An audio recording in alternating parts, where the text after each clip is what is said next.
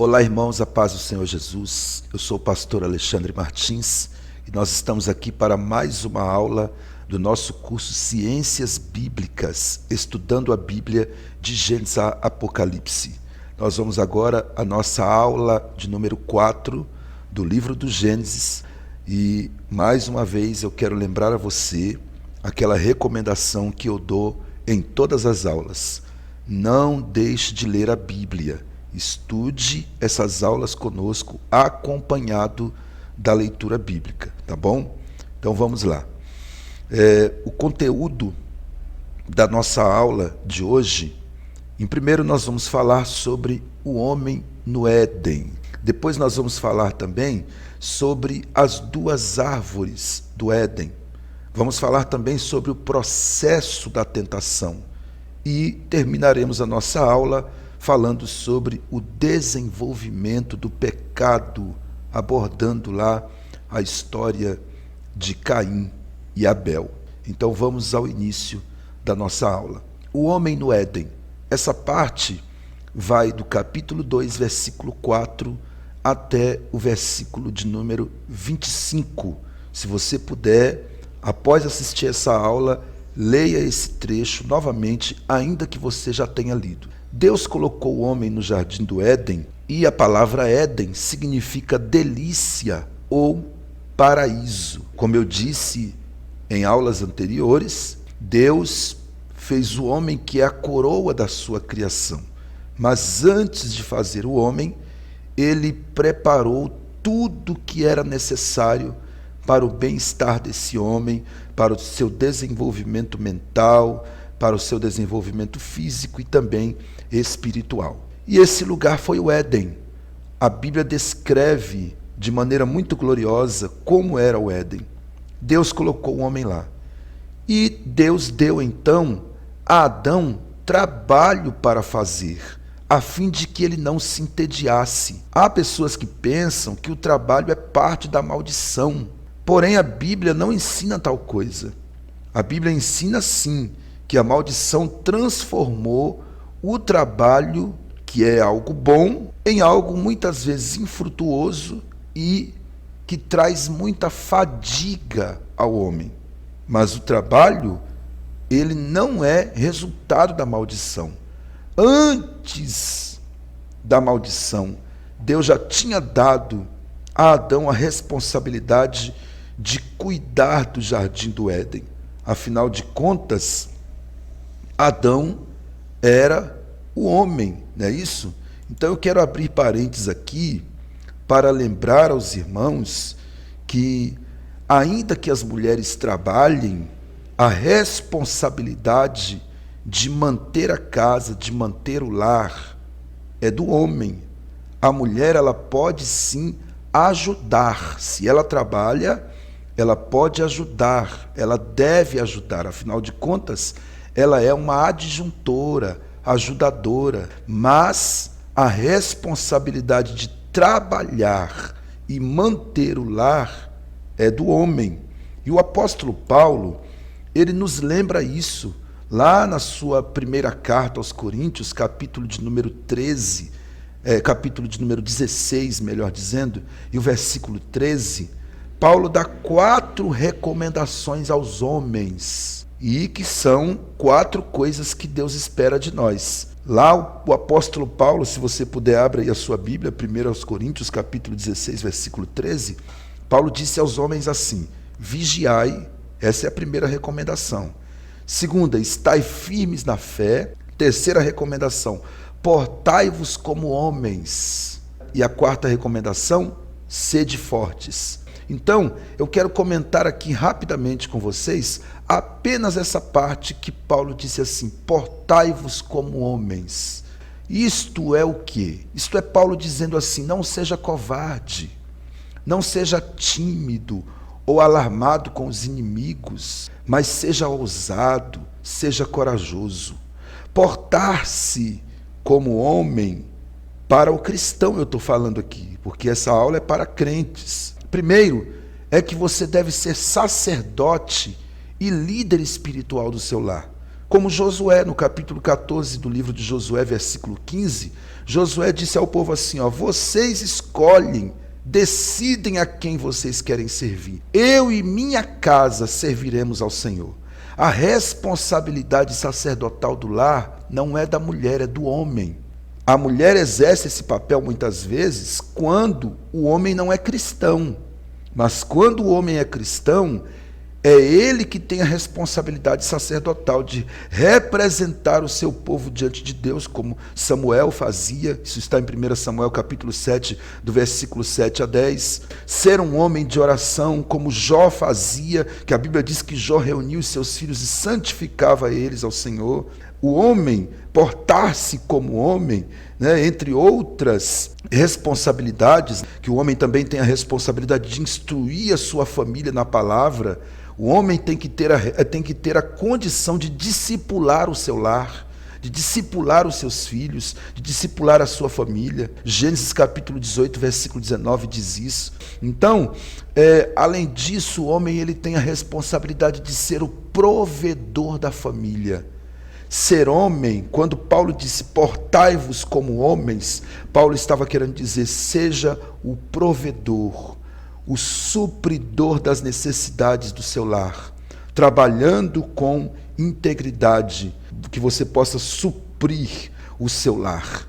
E também, portar-se como homem é ser protetor do lar. A sua família tem que olhar para você e ver em você condição e competência de alguém que é capaz de colocar-se entre a sua família e o inimigo, quando ele vier ferir a sua família, que você possa proteger, porque a sua família se sentirá segura e ela precisa sentir-se segura. Deus deu ao homem essa responsabilidade desde o Éden. Desde o Éden, Deus disse para Adão: dominai, cuidai, governai sobre a criação.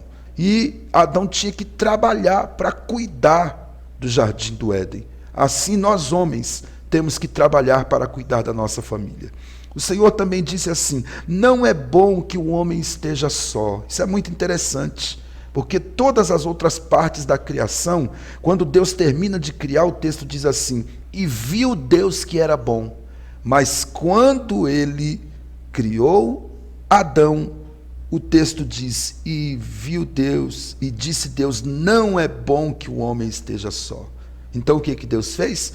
Deus proveu a Adão uma adjuntora, uma companheira idônea. A adjuntora é o quê? É uma ajudadora, uma companheira idônea, uma apoiadora. E aí ele institui assim o matrimônio. E o propósito primordial do matrimônio é proporcionar companheirismo e ajuda mútua. Tem pessoas que pensam que o propósito do casamento é proporcionar o sexo, e não é. A relação sexual, ela é um resultado de outras coisas importantes no matrimônio. Porém, o mais importante no matrimônio é o quê? É o companheirismo e a ajuda mútua. Deus preparou uma companheira para o homem, para que os dois se ajudem. O homem ajuda a mulher e a mulher ajuda o homem. A mulher apoia o homem nas suas decisões. Isso é ser ajudadora, é apoiá-lo, é apoiar no seu ministério, é apoiar nas suas ideias, compartilhar, aconselhar, troca de conselhos. Então, isso é muito importante entre o casal. Eu quero fazer aqui 3 observações importantes sobre o matrimônio, o casamento. Primeiro, segundo o que está lá no texto de Gênesis, a Bíblia diz que ele deve ser monógamo, porque Deus criou uma só mulher para o homem. Ele disse: eu far-lhe-ei uma adjuntora. Então, é uma mulher que Deus criou para o homem. Segundo, o casamento deve ser exclusivista.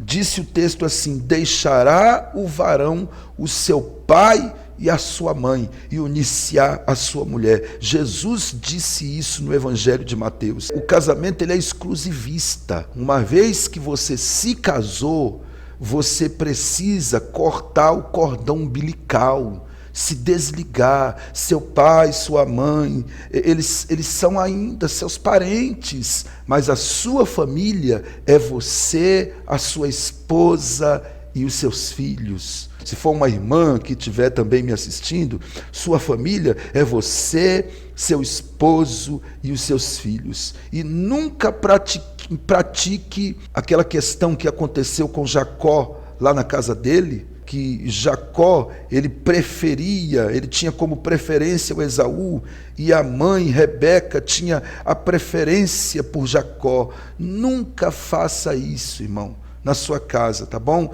Trate os filhos iguais, porque isso gerou sérios problemas na casa de Jacó, essa questão do pai preferir um filho e da mãe preferir outro filho. Nós vamos ver isso mais na frente, quando estivermos estudando sobre a vida de Jacó. Então, terceira recomendação aqui e observação que eu quero fazer sobre o casamento.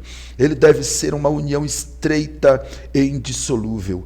O texto diz assim: apegar-se-á a sua mulher e serão uma só carne. Então o casamento, ele é uma união estreita e indissolúvel. Independente dos defeitos do homem e da mulher, os dois devem apegar-se, e diante de Deus, os dois são uma só carne. Então, eu vou citar aqui para vocês agora esse trecho que é bastante conhecido. A mulher não foi tomada da cabeça do homem para que não exerça domínio sobre ele, nem dos seus pés para que não seja pisada por ele, mas do seu lado para ser igual a ele, de perto do coração para ser amada por ele.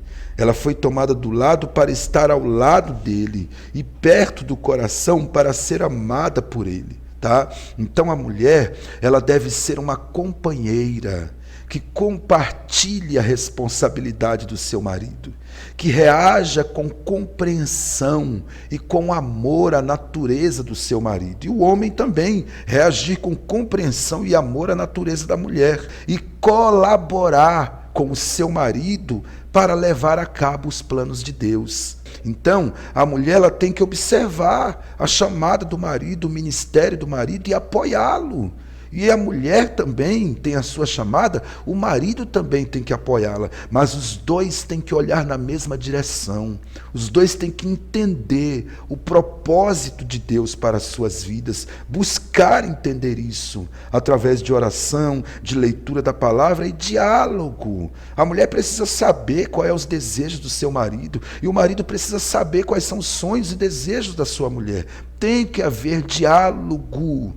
Companheirismo é o mais importante do casamento, tá bom? Então, vamos lá. Agora que nós terminamos este assunto, vamos para o assunto das duas árvores. Nós temos aqui um tempo para essa aula, então vamos aqui ao assunto das duas árvores. O que representa essas duas imagens tão poderosas? A árvore da vida e a árvore do conhecimento do bem e do mal. Será que apenas representa isto? O título, o nome, árvore da vida, e outra o conhecimento, que tinha o fruto do conhecimento do bem e do mal? Meus irmãos, nós acreditamos que a importância real dessas árvores está na oportunidade que representam ao homem e à mulher de dizer sim e de dizer não a Deus. É claro que Deus, irmãos, ele conhece o fim desde o princípio. Ele já sabia que haveria problemas, a árvore estando lá, mas ele precisava dar ao homem a oportunidade de dizer não e de dizer sim, de obedecer ou de desobedecer, de usufruir do livre-arbítrio e de fazer as suas escolhas. Mas o homem foi avisado que as suas escolhas teriam consequências. O Senhor disse: se comer, certamente morrerá. Então, a escolha do homem, ela foi fatal, porque ela o separou da árvore da vida. A gente sempre olha a questão do homem ser expulso do jardim do Éden, e às vezes a gente pode olhar e dizer assim, meu Deus, mas que juízo severo. Só que o juízo de Deus, irmãos, ele é severo, mas ele vem acompanhado de oportunidade. Deus tirou Adão do Éden, mas ele não destruiu Adão. Ele deu a oportunidade de recomeçar. E eu quero falar uma coisa aqui que talvez você nunca ouviu de ninguém. Deus tirou Adão do Éden para dar a ele a oportunidade de recomeçar e mais ainda, para dar a ele a chance de corrigir o erro. Você está entendendo? Para dar ao homem a chance de corrigir o erro que cometeu. Sabe por quê? Porque se Adão comesse do fruto da árvore da vida em pecado, ele viveria eternamente em pecado. Ele nunca mais morreria e o seu estado não poderia ser mudado. Ele viveria eternamente no estado de pecado. Então Deus é tão misericordioso que ele tirou Adão do Éden, colocou querubins para guardar o Éden e uma espada flamejante para guardar o caminho da árvore da vida. E tudo que Deus fez, sabe o que foi? Foi adiar o tempo do homem comer do fruto da árvore da vida. Porque no último capítulo da Bíblia, Apocalipse capítulo 22, tem um versículo que diz, bem-aventurado aqueles que lavaram as suas vestiduras no sangue do Cordeiro, porque terão direito de comer do fruto da árvore da vida. Então, irmãos, Deus só adiou para que o homem não comesse em estado de pecado. Deus é tão misericordioso que dará o privilégio, nós teremos o privilégio, todos aqueles que lavaram as suas vestiduras no sangue do Cordeiro, que aceitaram a Cristo como seu Salvador, que se converteram, que receberam um novo nascimento, a obra da regeneração do Espírito, esses terão o privilégio de comer do fruto da árvore da vida. Há esperança, porque lá na Nova Jerusalém, a Bíblia diz que Deus e o seu povo irão viver juntos, e nós comeremos do fruto dessa árvore, e as folhas dessa árvore servirá para curar as nações. O que nós aprendemos aqui é que até hoje é assim. As nossas escolhas, elas são fatais. As nossas escolhas geram consequências. Você tem o direito de escolher a decisão que você quer tomar, o caminho que você quer seguir, mas você não tem direito de escolher as consequências. As consequências você não tem direito de evitar e nem de escolher. Elas são inevitáveis, elas virão. A Bíblia diz, tudo que o homem plantar, isso ele ceifará. Então, nós amanhã colheremos sempre o quê? O resultado das nossas decisões hoje. As tuas decisões hoje decidem o teu amanhã. Então vamos agora ao terceiro assunto, que é o processo da tentação. Como se deu o processo da tentação? Se você não leu esse texto ainda, leia. E se você já leu, depois de estudar comigo, leia mais uma vez, para você fixar na sua memória tanto o texto quanto a interpretação do texto. Capítulo 3, versículos 1 a 6. A tentação, ela começou com uma insinuação de que Deus era demasiadamente severo. Se você olhar lá, capítulo 3, versículo 1, a serpente chega para Eva e diz assim, é assim que Deus disse? Não comerás de toda a árvore do jardim? Então ela já vem distorcendo o que Deus disse e insinuando que Deus é demasiadamente severo a ponto de proibir de comer de todas as árvores do jardim. É uma frase que indica surpresa ante o fato de um Deus bom lhes tivesse proibido de desfrutar do produto de qualquer árvore do jardim. E não foi isso. Deus disse, vocês podem comer de qualquer uma, nem da árvore da vida ele não tinha proibido. Mas ele disse, do fruto da árvore do conhecimento do bem e do mal, desse vocês não podem comer. Então Eva disse para ela, não foi isso que ele disse. Ele disse que de todas as árvores podemos comer, mas do fruto da árvore do conhecimento do bem e do mal, não. Segundo, a seguir, Satanás levou a mulher ao terreno da incredulidade. Porque quando a mulher disse assim, certamente morreremos se comer, o Senhor disse, aí a serpente diz assim, não, vocês não vão morrer não. É que ele sabe que se vocês comer, vocês vão passar a ser como ele, vocês vão passar a ter o conhecimento do bem e do mal. Então, irmãos, observe aqui que a serpente, ela injeta incredulidade no coração da mulher. Ela leva a mulher para o terreno da incredulidade, negando plenamente que houvesse perigo em comer do fruto. E quando alguém duvida de que a desobediência vai produzir consequências seríssimas, essa pessoa já está no caminho da derrota. Então, presta bem atenção no que eu vou ensinar para você aqui. A incredulidade é o pecado matriz de todos os outros pecados. A incredulidade, ela é o pecado que gera os outros pecados. Toda pessoa que peca, de alguma forma, é porque ela está incrédula. Na maioria das vezes, incrédula acerca das consequências. Ela acha que as consequências não vão ser como prometido, não vão vir como foi avisado. Desde o início do mundo até hoje, o diabo continua injetando incredulidade no coração das pessoas. Por isso que o escritor da carta aos Hebreus, no capítulo de número 12, se você puder, abra aí a sua Bíblia, que não se faz esse tipo de estudo sem Bíblia, né? Então, abra aí a sua Bíblia, Hebreus, capítulo de número 12, versículo 1 em diante. Olha o que o escritor aos Hebreus, que é um escritor anônimo dessa carta, nós ainda vamos estudar essa carta, ela é riquíssima, e ele diz assim: portanto, visto que nós também estamos rodeados de uma tão grande nuvem de testemunhas, deixemos todo o embaraço e o pecado que tão de perto nos rodeia e corramos com perseverança a carreira que nos está proposta. Qual é o pecado que tão de perto nos rodeia? É o pecado da incredulidade.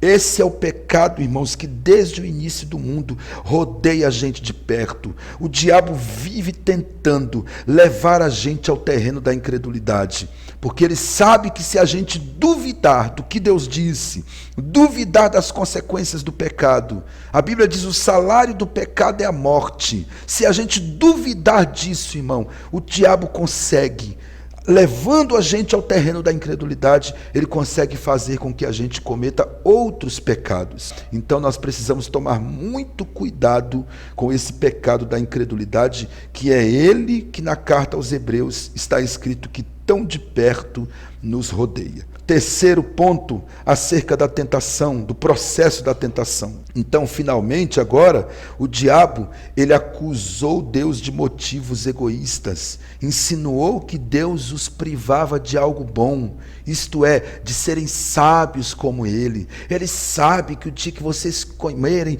vocês terão conhecimento, ou seja, serão sábios como ele. Ele insinua que Deus privava Adão e Eva de algo bom. E dessa maneira, o diabo faz o quê? Ele faz uma calúnia contra o Senhor. O que nós observamos na tentação? Que enquanto Eva não duvidava da palavra de Deus e da sua bondade, ela não sentia fascinação pelo proibido. Mas quando a incredulidade foi injetada, quando ela foi levada para o terreno da incredulidade, isso tirou todas as suas defesas.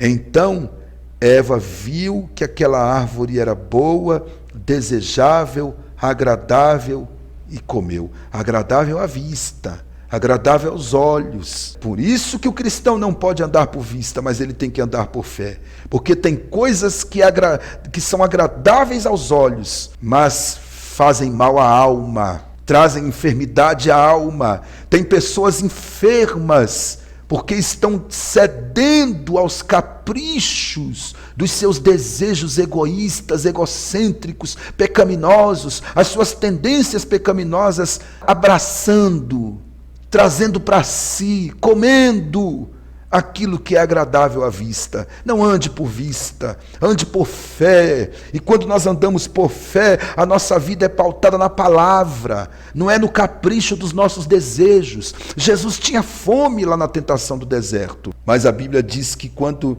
o diabo desafiou ele, dizendo: olha, se tu és o Filho de Deus, transforma essas pedras em pães, Jesus disse: nem só de pão viverá o homem, mas viverá pela palavra de Deus. Ou seja, Jesus estava dizendo: eu não vivo do capricho dos meus desejos e das minhas vontades, Eu vivo uma vida pautada na palavra. Faça isso. Leve uma vida pautada na palavra, não no capricho dos seus desejos. Quando a mulher viu que era desejável, que era agradável aos olhos, ela comeu. E o que aconteceu? Você sabe. Todas as consequências. Foram expulsos do jardim do Éden, tiveram seu relacionamento cortado com Deus. E graças a Deus, aprove ao Senhor, como disse Paulo, salvar-nos pela loucura da pregação, porque Jesus veio para isso, para restaurar esse relacionamento com Deus. Para terminar a nossa aula agora, nós vamos aqui falar sobre o processo do desenvolvimento do pecado, né? Capítulo de número 4, você conhece a história, leia ela novamente, onde Caim mata o seu irmão Abel. O primeiro ato, isso é a primeira lição que nós aprendemos ali. O primeiro ato de violência que existiu na terra relaciona-se com o culto religioso. Um ofereceu sacrifícios do fruto da terra, que foi Caim, e Abel ofereceu um animal imolado. Deus aceitou o coração de Abel, o sacrifício de Abel e rejeitou o de Caim. E Caim ficou insatisfeito por isso, gerou sentimentos perversos em seu coração e cometeu uma tragédia que foi o assassinato do seu irmão. Então, o primeiro ato de violência que existiu na terra relaciona-se com o culto religioso. Infelizmente, a história da humanidade está repleta de lutas, de brutalidades, de guerras motivadas por religião, motivadas por zelo religioso. Se você olhar para a história da igreja, para a história de Israel no Antigo Testamento, para a história da igreja, para a história dos nossos dias, todas as grandes guerras, as grandes batalhas, envolve, irmãos, motivos religiosos. Depois da religião vem a política, mas em primeiro lugar, o que mais causa violência no mundo são motivos religiosos. Vocês sabem que existe aí essa questão dos radicais muçulmanos matarem cristãos ao redor do mundo. E isso, irmão, não é de agora. Desde o Antigo Testamento se mata por causa de religião. O que devia unir os homens é o que tergiversa e os separa e leva os homens a se degradarem, se matarem.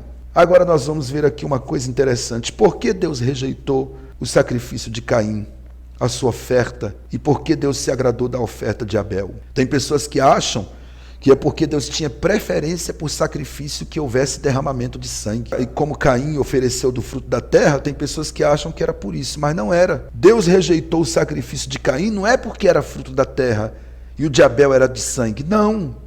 Ele rejeitou o sacrifício de Caim porque havia pecado no coração de Caim. 1 João capítulo 3, versículo 12, leia comigo, vamos lá. Olha o que está escrito, irmão, capítulo 3, versículo 12. Não sendo como Caim, que era do maligno, e matou seu irmão. E por que o matou?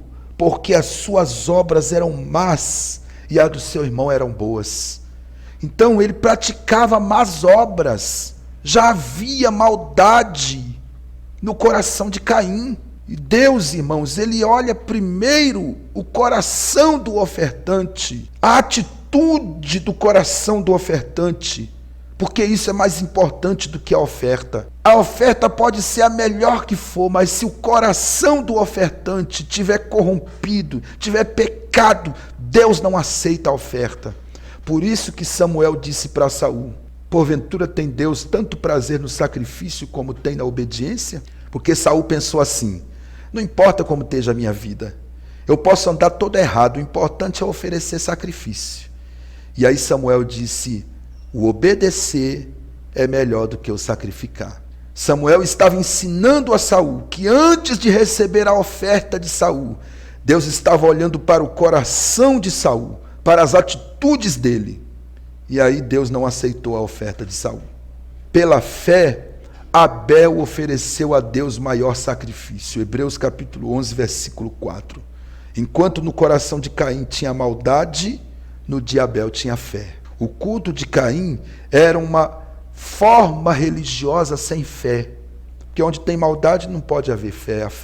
A fé ela é sufocada pela maldade. Agora, onde você deixa o Espírito Santo limpar, aí a fé aflora. quando o Espírito Santo limpa da maldade, quando a gente se rende e deixa Deus mudar nosso caráter, como fez com Jacó no Val de Jaboque, né? Aí a fé aflora. Então, no coração de Caim tinha maldade, e ele tinha forma religiosa sem fé. Tem gente que é religioso, irmão, mas não tem fé. Tem gente que é religioso, mas o coração está cheio de maldade, e ele está na igreja, ele carrega a Bíblia, porque ele é religioso, mas não é cristão. Enquanto isso, Abel, ele ofereceu a Deus o seu coração, trazendo a si mesmo. Ele não levou só a oferta na mão, não. Ele levou o coração. Ele tinha o seu coração entregue a Deus.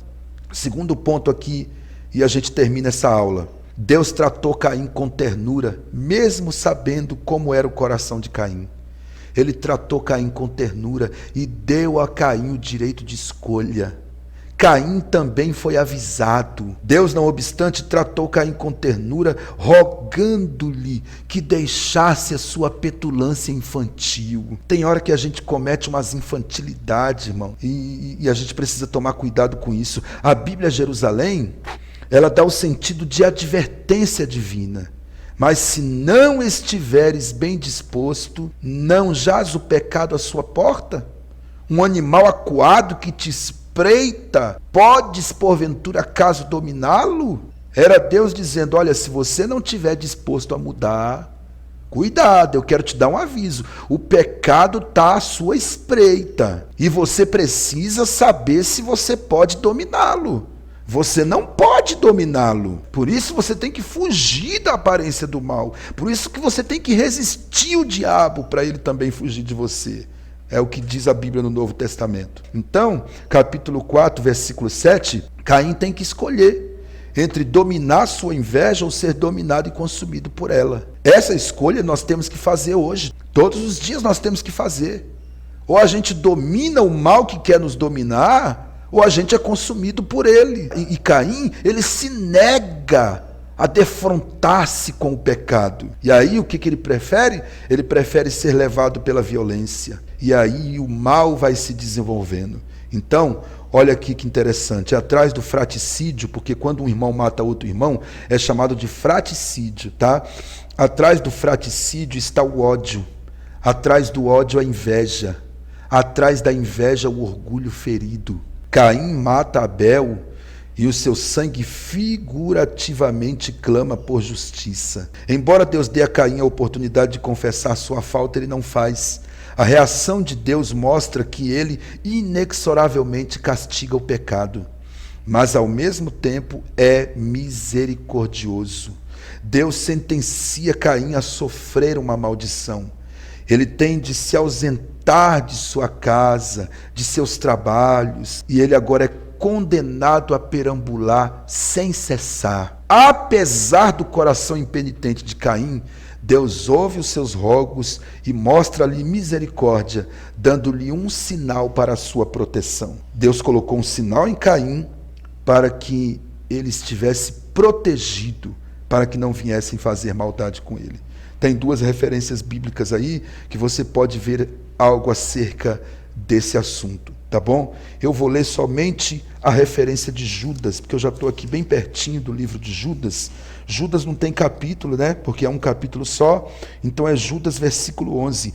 Ai deles, entraram pelo caminho de Caim, movidos pela ganância, foram levados pelo caminho de Balaão e pereceram na revolta de Coré. Então ele cita 3 exemplos de pessoas que tomaram caminhos errados na vida: Caim, Balaão e Coré.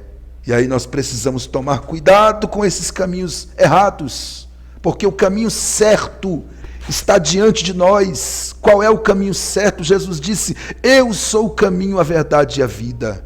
Então que nós possamos aprender com ele e seguir o caminho certo, porque o caminho errado leva à tragédia, leva à morte, leva à maldição, trará consequências seríssimas. Deus abençoe a vocês. Não se esqueça de continuar assistindo às aulas e ler a Bíblia, para que você tenha a graça de Deus para chegar até o final. Nossa caminhada é longa, mas vai valer a pena. Grande abraço a todos. Deus abençoe.